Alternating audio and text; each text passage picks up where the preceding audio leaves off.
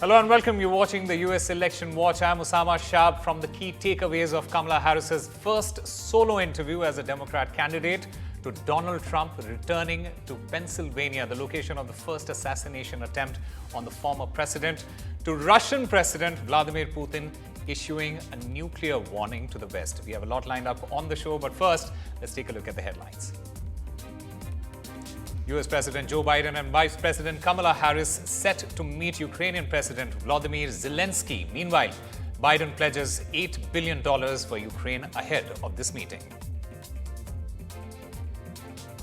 Biden and Harris also set to unveil a new law to curb gun violence in the United States. The government aims to check firearm threats amid the rising case of violence there.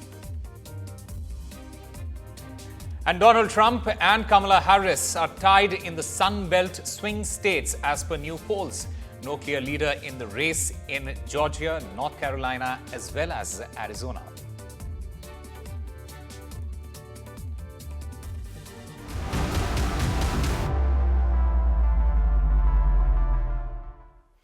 Well, with less than 2 months to go in the US elections race, the Harris versus Trump battle, it is tightening. Looking at their campaigns, both Vice President Kamala Harris and former President Donald Trump, they are off the campaign trail today, with Harris set to deliver remarks on addressing gun violence in America alongside President Joe Biden in Washington before meeting Ukraine President Volodymyr Zelensky later in the day. While Trump, he is off on his campaign trail as well. In New York, an appeals court is set to hear arguments today in Trump's attempt to have the $454 million civil fraud judgment against him dismissed. Meanwhile, in Washington, D.C., the House task force charged with investigating the assassination attempt of Trump in Butler, Pennsylvania, that will hold its first hearing on Capitol Hill, probing local law enforcement and a medical examiner over what happened on July 13th. Meanwhile, Kamala Harris, as the economy continued to remain a hot topic in United States elections, Vice President Kamala Harris, in her first solo interview as the Democratic presidential candidate, criticized Trump's calls for broad tariff hikes, dismissing him as what she called not serious on the economy. She instead used the interview to push her economic message in an attempt to reverse Trump's advantage with voters on this issue. Harris used the platform to address voter concerns on inflation and provide clarity on her vision for an opportunity economy. My colleague Parmeshwar Baba has more details. We will build what I call an opportunity economy. An economy where U.S. Vice President Kamala Harris used her first major solo interview to push her economic message and dinged Donald Trump as the Democratic presidential nominee moved to address some of her biggest vulnerabilities. If you want to know who someone cares about, look who they fight for. Harris's interview with MSNBC comes amid ongoing Republican criticism of her limited engagement with journalists. But this solo interview, which many point out at times resembled a friendly chat, is unlikely to quell their criticisms. But it seemed to be all about the economy for Harris.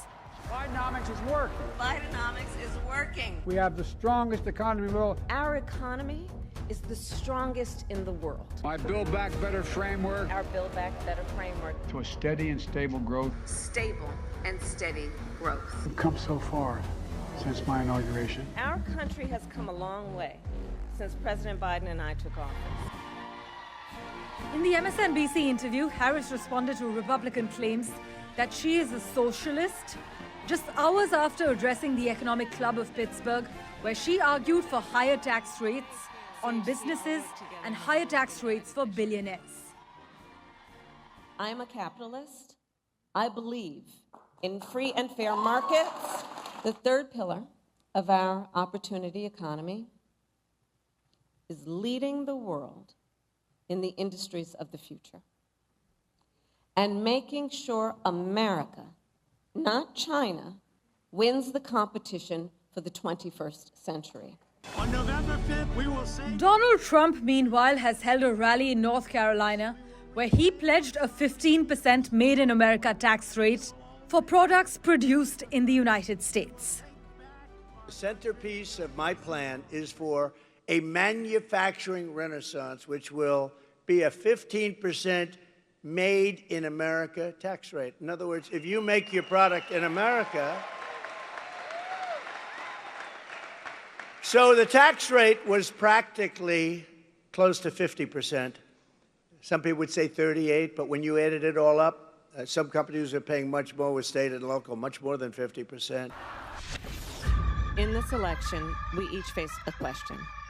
What kind of country do we want to live in? In a series of contrasting speeches, Kamala Harris and Donald Trump presented their visions for the US economy, particularly focusing on revitalizing domestic manufacturing. While Trump promised further tax cuts and trade restrictions to take other countries' jobs, We choose freedom. in contrast, observers highlight that Harris's economic agenda so far has been less defined. Parmeshwar Bava for NDTV World. Now, with less than 2 months to go for the US's most crucial presidential election, Democrats and Republicans, they are exchanging barbs on various issues. Among them, abortion remains a crucial one. During her first solo interview, Vice President Kamala Harris, she said that women don't need Donald Trump to be their protector, but instead need the former president to trust them to make their own reproductive decisions. Her remarks come days after former President Donald Trump cast himself as a protector of women at a Pennsylvania rally, saying if he wins the elections, women won't be thinking about abortion. Now, Trump's comments in Pennsylvania, they are the latest in his flip-flopping stance on abortion. His recent comments, ignoring his role in reversing Roe versus Wade, it highlights that the Trump campaign is keenly aware of what the polls show. His Democratic rival, Vice President Kamala Harris, she has a clear advantage among women voters nationally and, in fact, in key swing states. Trump has kept the race close by countering with a lead among men. This is, in fact, our key discussion. Will abortion determine who wins in the crucial battleground states in this election? And joining us today are Republican political strategist Puneet Ahluwalia. I also have with me Ajay Jain Bhutoria, Deputy National Finance Chair, Democratic Party. Let me start by asking you, Mr. Bhutoria, while Harris has remained strong on her support for Roe versus Wade, she has often remained evasive on if she would support any restrictions on abortion. Given Roe didn't stop states from implementing abortion restrictions, how would the Harris campaign protect women's reproductive rights from any state-imposed these restrictions?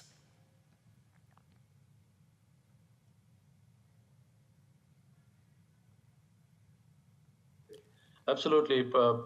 Vice President Harris is committed to restoring the abortion rights throughout the country. And she said that today, you typically need, if without filibuster, you need 51 votes in the Senate that would actually put back in law the reproductive freedom and for the ability of every person and every woman to make decisions about their own body and not have their government tell them what to do.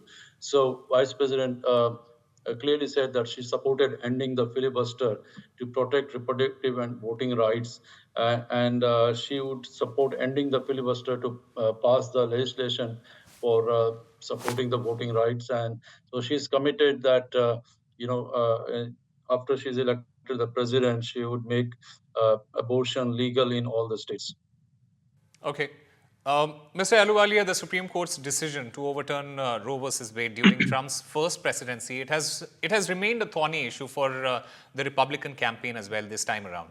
How do you respond to the former president's attempts to distance himself from the overturning of Roe versus Wade, given that he has previously boasted about the fact that he was the only one who could have made it possible? It's a very good question. But first, I want to bring the attention, why is the abortion issue become a big issue? First thing is, it's a tragic issue. Why? Because as a nation, we should not be fighting about life, the life which we all have been given by Almighty God and the mother who conceives it and brings us to life. But it is an important issue. And that's the reason why we need to have a discussion on this, and we have to come and settle this issue. But the other issue why Kamala Harris is bringing this on is because She is weak on economy. She's weak on what she has done as vice president in the last 3.5 years. And she has nothing to show for, and that's what your video was showing earlier, where she is strong on. So you infuse and mobilize the large women population and large masses by injecting this issue of abortion or women's rights are at risk. Most importantly, what President Trump did, he pushed this important issue, which matters to most American people at some point or the other, to the states. And when you do it to the states, it's basically decided by the people who's the one who's going to choose what right they want to have at what time the abortion should be. And President Trump has been the most moderate about on this issue, where he said is that you can have abortion all the way to 6 months. And whereas Kamala Harris has got no plans, and she said there's got to be no restrictions on abortion, it can be done at any time. And we stand for in protecting the patient's life. And in case of rape and incest, we stand strong on that in terms of protecting the women. So I think Kamala Harris is very weak on all policy points because she doesn't have it, and we haven't seen it in the last 3.5 years. We have a serious immigration issue where she was tasked to lead it. She failed. We have a serious crisis. And here's the other problem you see. If you start seeing the issues in democratic controlled states, we have law and order problem, we have an inflation problem, we have an immigration problem, we have cost of living problem. And most importantly, Joe Manchin from West Virginia, who's a Democrat, when she proposed that we're gonna basically erase the filibuster, and we're not gonna have that, we're gonna cancel that, he took away support. He's not endorsing Kamala Harris anymore because he doesn't want to go to 51-49 vote, and then the tiebreaker with the vice president is done. So these Democrats and socialist liberals are breaking down the very fabric of our nation, what it was built on, which is rule of law. Okay, we'll certainly continue this discussion, and there are obviously critics who say that the Republican Party stance on abortion, it is out of touch with the majority of Americans who support legal abortions. But at the same time, you put your point forward, and there are other issues as well that the Democrats are not really looking into, and that is something that probably what the campaigns need to focus on at the moment. Meanwhile, other big story that we are tracking at the moment, President Vladimir Putin, he warned the West that Russia could use nuclear weapons if it was struck with conventional missiles, and that Moscow would consider any assault on it supported by a nuclear power to be a joint attack. The decision to change Russia's official nuclear doctrine is the Kremlin's answer to deliberations in the United States as well as UK about whether or not to give Ukraine permission to fire conventional Western missiles into Russia. Now, Putin said that the changes were in response to a swiftly changing global landscape which had thrown up new threats and risks for Russia. He added that a nuclear power supporting another country's attack on Russia, it will be considered a participant in aggression. Meanwhile, Ukrainian President Volodymyr Zelensky, he's set to meet US President Joe Biden and Vice President Kamala Harris in Washington today, where he will present his victory plan in the over 2-year-long Russia-Ukraine war. The Ukrainian leader, he wants the United States to increase its military support for Ukraine and allow the use of long-range missiles in Russian territory. Zelensky is also expected to meet with senators in a bipartisan session organized by Senate Majority Leader Chuck Schumer. Now, these are all according to reports. Ahead of the meeting, US President Joe Biden, he announced on Thursday that a surge in assistance to Ukraine, including nearly $8 billion in military aid and new long-range ammunitions. To get us the details, we have with us Voice of America correspondent Jessica Stone. Jessica, Zelensky, he is expected to present a victory plan to Biden and Harris. What is this plan expected to entail? Yeah, and he'll be meeting with U.S. President Joe Biden in just a couple of hours' time at the White House in the Oval Office. He's expected to ask the White House really to act more quickly, essentially on all of the requests that Ukraine has, from additional sanctions to additional ammunition and defenses, all in the interest of pressuring Moscow to believe that there is overwhelming force on its way to Ukraine, and therefore they should cut a deal with Kyiv. One of those other things that they're asking the White House for is a security guarantee that the Ukraine will, in fact, be able to become a part of NATO, which of course is a red line for Moscow. So these are the things, the asks that we expect to hear from Zelensky. They're just eking out as the Ukrainians literally test out these messages against various US officials. Reporters are gathering them, but we'll have to see what the White House says, because traditionally, even though the US is the biggest military backer of Ukraine, it has not been quick to offer the things it has offered. And so, by any stretch of the imagination, if Ukraine is looking for an October to December timeline, which they are, to get these resources, they want Washington to move faster than it has in the past. All right, Jessica Stone, thank you very much for getting us all the latest from there. And in fact, to discuss these developments in the Russia-Ukraine conflict, we have with us Glenn Carl, former CIA officer. We also have Puneet Ahluwalia and Ajay Jain Bhutoria still with us. Let me start by asking you, Glenn Carl, how is the United States viewing Putin's recent comments when it comes to the nuclear weapons that he has mentioned? Well, I'd say, I can't speak for the administration, of course, but I'd say that it's a saber rattling that originates in a relative position of weakness. I mean, Putin has brandished the nuclear threat from even before he invaded Ukraine. And were any Western nation to bow to or follow the threat that Putin makes, then Putin would be determining that he can do what he wishes, where he wishes, and any Western nation or any other nation has to simply agree with it or be at war, and that's not acceptable for any state. So I think that it is obviously a threat, but fundamentally an empty one, because he also is a rational person, and I don't think is willing to destroy the earth for just about any cause. And Russia's national integrity is never being threatened by Ukraine defending its territorial integrity. Okay. Mr. Ahluwalia, we saw former President Donald Trump's statements attacking Zelensky, saying he is one refusing to strike a deal in the war in Ukraine. Now, previously, the Trump campaign, it had said he will support Ukraine. What are your thoughts on that first?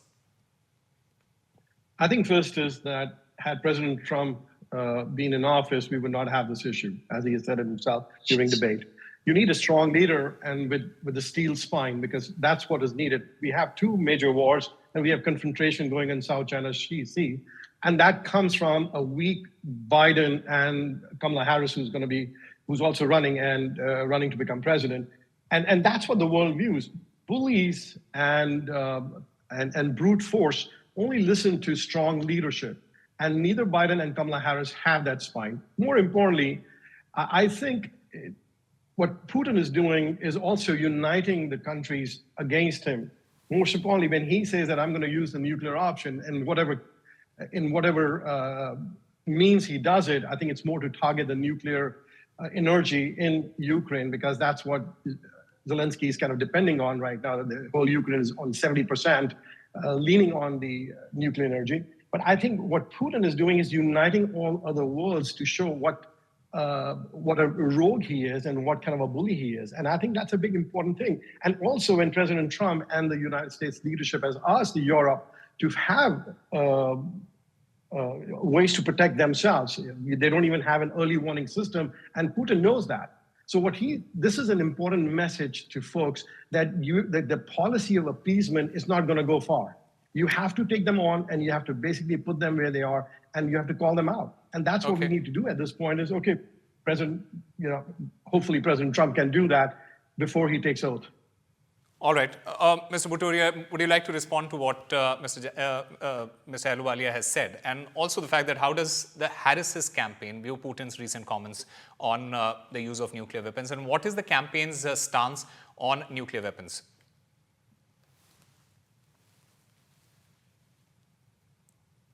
So please unmute yourself, please. I can guarantee that Trump is not coming back, and we are turning the page, and Vice President Harris will be the next president, and President Biden and Vice President Harris and the next President Harris will be standing strong with Ukraine and all the NATO. Ukraine is not a NATO ally yet, but with all the rest of the NATO allies, and against the bully Russia, and do everything necessary to protect them and support them. And we have shown that consistently that whatever Russia bullies down, we are not. Russia is trying to change its Security Council by describing that a joint attack, which with a country and supported by another ally, would allow them to use the nuclear weapons. This is basically a threat to the entire world. I mean, and how Russia is trying to put this threat out there, so to use the nuclear weapons. And I'm sure President Biden and Vice President Harris will respond accordingly with taking national security in consideration. And this is a bipartisan issue, and they will take the required action to protect both Ukraine and the interest of the United States and its allies. All right. Unfortunately, we are running short of time at the moment. Gentlemen, thank you very much for getting us all your views. We shall keep continuing to talk about various issues on our show. Thank you for joining us at the moment. Meanwhile, Donald Trump's campaign, it has officially announced that the former president, he plans to return to Butler, Pennsylvania, the location of the first assassination attempt on his life this year, for a rally on October 5th. In his return to Butler, the campaign said that Trump will honor firefighter Corey, the 50-year-old father who was shot and killed during the attempted assassination. Trump's upcoming rally in Pittsburgh, a key battleground state, it will come less than 3 months after the July 13th attempt on the former president's life. At the US Congress, it passed a stopgap bill to avert a partial government shutdown beginning next week, even as a large number of House Republicans revolted against their leadership for failing to achieve new federal spending cuts. Now, the Democratic majority Senate, it passed the bill by a margin of 78 to 18 hours after the House of Representatives approved it. The measure will maintain the government's current level of roughly $1.2 trillion in annual discretionary fund through December 20, avoiding a government shutdown just weeks before the November 5th election. My colleague Vishal Vivek brings us this report.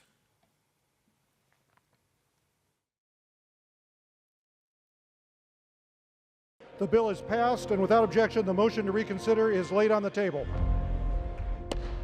The US Congress overwhelmingly passed a funding bill on Wednesday to avert a government shutdown next week. This after the House Republicans removed a proposal demanded by Donald Trump that would require Americans to show proof of citizenship to register to vote. The package was negotiated by House Speaker Mike Johnson and some top Democrats. It would fund the government until December 20 and also provide $231 million in additional money for the Secret Service. In the wake of 2 attempts to assassinate Trump, this funding holds great significance. US government shutdowns have occurred several times over the past few decades. They can have a wide-ranging impact as they not only interrupt crucial services and programs, but they are also costly for the government and slow down economic growth. On the other hand, federal employees could end up working without pay until the government reopens. The problem is mostly unique to the US, as government shutdowns do not occur in peer countries because their governments do not shut down operations in reaction to a lapse in funding bills. Both chambers of the US Congress are set to adjourn this week and will not return until after the presidential election on November 5, with another spending fight in the waiting. With Vishal Vivek, Bureau Report for NDTV World. Well, that's all the time we have for you. Keep watching NDTV.